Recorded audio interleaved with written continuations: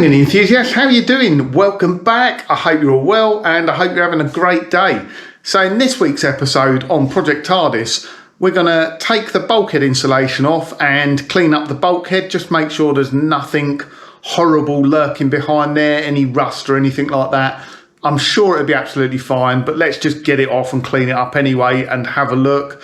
And that's kind of prior to I guess the next big thing is the front subframe coming out. That'll be stripped down, cleaned off. Not quite sure what I'm going to do with it. I'll probably get it shot blasted and powder coated. But yeah, that will come in obviously a later episode. By the end of today's video, I also want to get the cylinder head off the engine block. So the engine's out now, but I want to get the cylinder head off and sent away. There's nothing wrong with the cylinder head, but Project Tardis is a 1984, so it predates unleaded fuel. So it won't have originally been built with hardened valve seats to accept unleaded fuel. And to be fair, because of the very low mileage on it, it's not been a problem, and it probably won't be a problem because it's not going to get used a great deal. But I just think it'll be something good to kind of, I don't know, modernise it a bit. You know, you ain't got to worry about putting fuel in and then damaging the valve seats. So the head's going to come off. I'm going to send it away to have new valve seats fitted in it.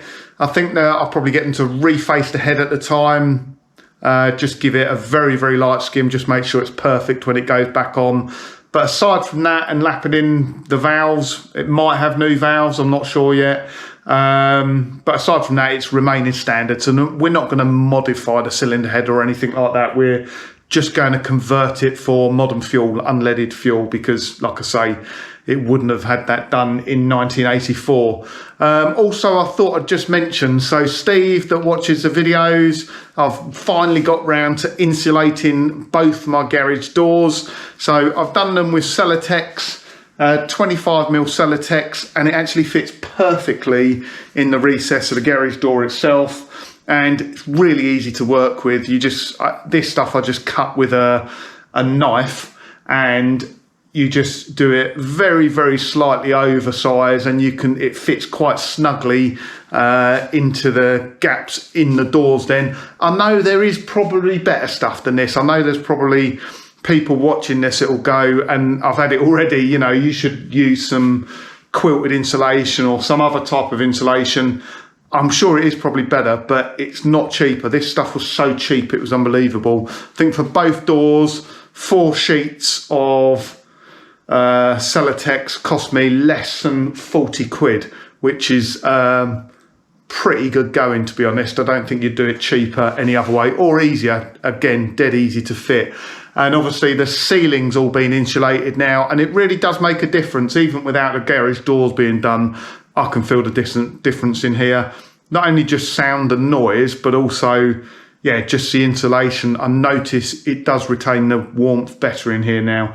So anyway, let me stop waffling on. I hope you enjoy this week's video. Please remember, give it a thumbs up if you enjoy it. If you're not a subscriber, please do consider subscribing. It all really does help, and I really appreciate all your comments, likes, thumbs up, all that sort of thing. And yeah, just have a great week, guys. Stay safe, and I hope you enjoy this video. Thank you. Let me rephrase that. Have a great week, guys and girls. I'm sorry that I say guys too often. It's just a phrase. I get used to it, but yeah, thanks for watching. Really appreciate it. Right. First things first, let's get rid of this horrible insulation here. It's going to be a bit messy. Get the hoover in here and see what we've got.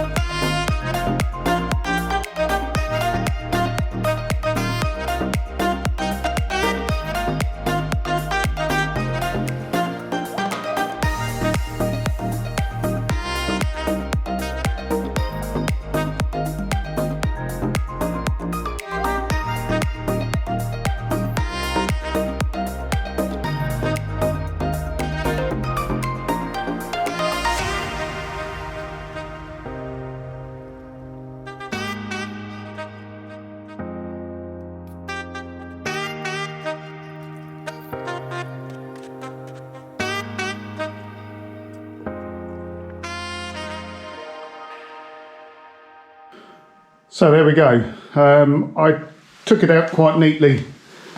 Took it out in one piece rather than ripping it all up. One, it makes a mess. And two, I wanted to know that how it comes out in one piece, because obviously when I replace that, I don't want to rip it putting back in. So yeah, still some more bits to strip down in here. I'm probably going to take off the brake master cylinder, everything else on the bulkhead, get rid of these cables, but I just wanted a quick clean off. This is by no means the finished article, just to wipe it off really and see if there's any rust, and there's none at all, in fact. Yeah, pretty pleased with that. As I say, it just wants a freshen up in here. It barely needs painting. I mean, this bit doesn't need painting. We'll clean all this off, but like I done on Sprout, I'll spray the inner wings. We'll have the subframe out and we'll get that all cleaned off, repainted. Don't know whether I'm going to get it powder coated yet. I might just clean it off and paint it with Hammerite. But yeah, pretty pleased with that. Right, next job, the cylinder head. Let's take the cylinder head.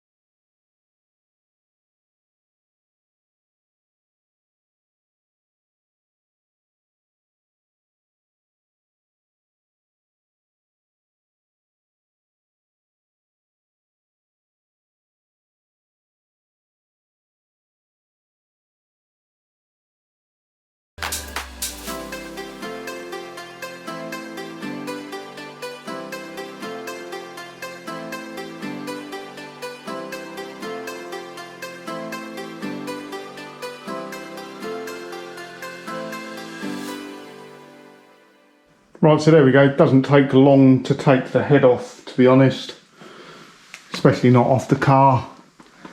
Everything's looking all right here. It's just a bit of debris in there, but yeah, it's a bit grubby, but there's no wear on the bores. There's no lips or anything there. So yeah, and in fact, you can still see honing marks, so I wouldn't expect anything less, to be honest. It's not done many miles. And then the head, I forget how tiny the valves are in standard heads, but they are very, very small, aren't they? Head gasket, copper head gasket. In fact, I assume it's copper one side and steel the other. I don't know, actually. Let me know if anyone knows. Yeah, and we'll just check everything for wear now, just in case, but I'm pretty sure it's going to be okay. This head will go off for, I don't know whether they'll have to replace the valves. I don't think so. Maybe, but maybe new valves and new seats, hardened, unleaded valve seats. Everything else looks all right with the head. And yeah, the rest of that, I've just got to get more stripped off it, then get it cleaned up and ready to reassemble. And we've got to do some work on the gearbox as well, just gaskets and seals and things like that.